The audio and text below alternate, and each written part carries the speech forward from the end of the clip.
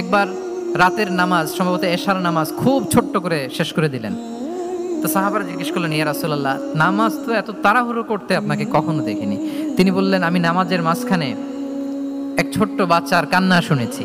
আনাস রাদিয়াল্লাহু বর্ণনা করেন যে কানা রাসূলুল্লাহ সাল্লাল্লাহু আলাইহি ওয়াসাল্লাম ইয়াসমাউ বুকা আস-সাবিয়্যি মা উম্মি। আমি যখন নামাজে ইমামতি করছি, পেছনে মহিলাদের কাতারের ওখান থেকে একটা ছোট্ট শিশুর কান্নার আওয়াজ আমার কানে আসলো। দেখেন কি সেন্স। তো আমার মনে হচ্ছিল বাচ্চার কান্নায় পেছনের কাতারে মায়ের বড্ড কষ্ট হচ্ছে। যেই মাটা বাচ্চাটাকে নিয়ে এসছে উইমেন প্রেয়ার হলে, তাকে বাচ্চাটাকে ম্যানেজ করতে বা সামলাতে মায়ের বড্ড কষ্ট হয়ে যাচ্ছে আমার মনে হচ্ছে। এজন্য আমি নামাজটা একটু শর্টকাটে শেষ করে দিয়েছি। Could you imagine that? কি নবী আমরা পেয়েছি, কিরকম কনসিডারেট ছিলেন, কতটা সুবিবেচক ছিলেন, অন্যের প্রতি কতটা সহানুভূতিশীল ছিলেন তিনি, অন্যের যাতে কোনো সমস্যা না হয় এটা খেয়াল করতেন। মুআয ইবনে জাবাল রাদিয়াল্লাহু তাআলা আনহুকে মদিনার পাশেই এক মসজিদের ইমাম করে পাঠালেন।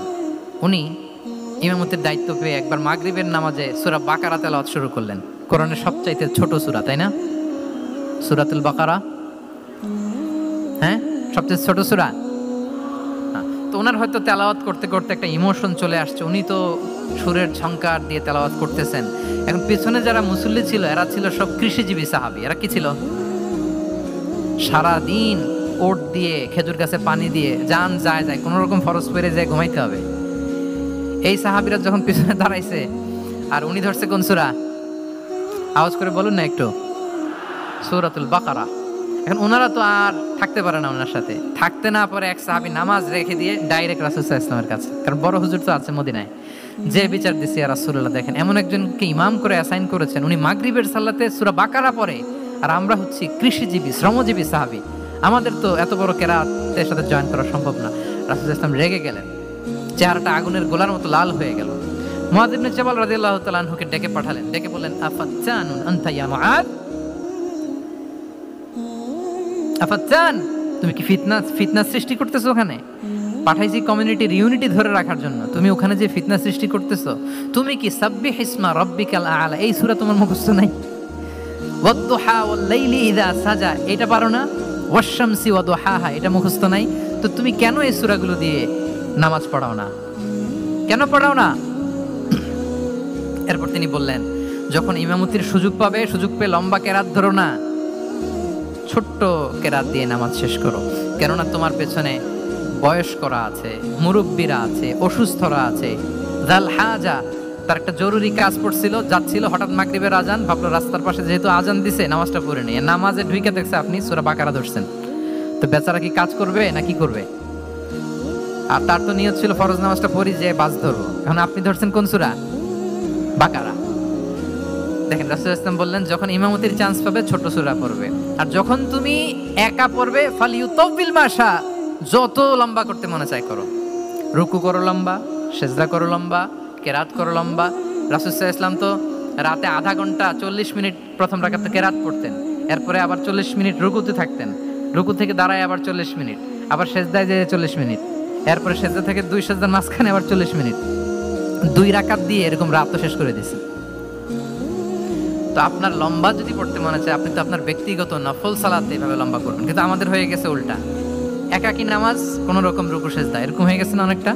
কিন্তু ইমামতির সুযোগ পেলে মাশাআল্লাহ, আল্লাহু আকবার, এইবার শুরু হয়েছে শাইখ সুদাইসির কণ্ঠে এই লম্বা করে। এখন পেছনে মুসল্লিদের কি দশা ওইটা আর আমরা খেয়াল করি না।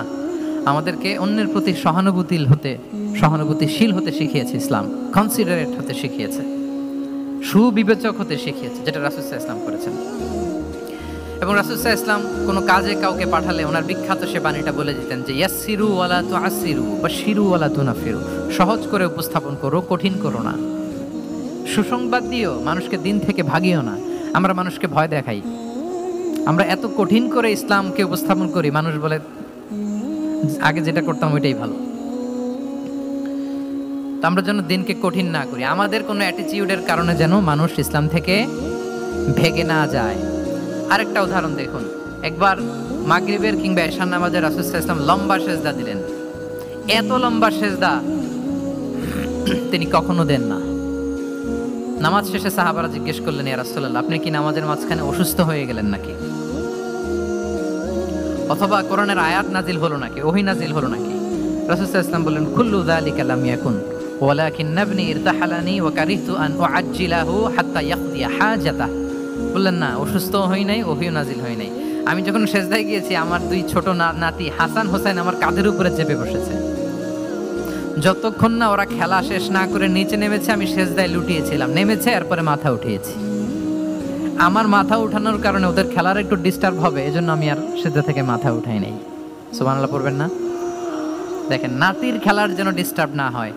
পেছনের মহিলা সারির এক বোনের নামাজের সমস্যা হচ্ছে, এগুলো উনি খেয়াল করতেন, ছোট্ট ছোট্ট বিষয়গুলো উনি খেয়াল করতেন। এটাকে বলে কনসিডারেট মাইন্ডসেট। কি বলে? তাহলে আমরা অন্যের প্রতি যেন সহানুভূতিশীল হই, নাকি শুধু নিজেরটাই দেখবো? অন্যেরটা দেখার দরকার আছে না?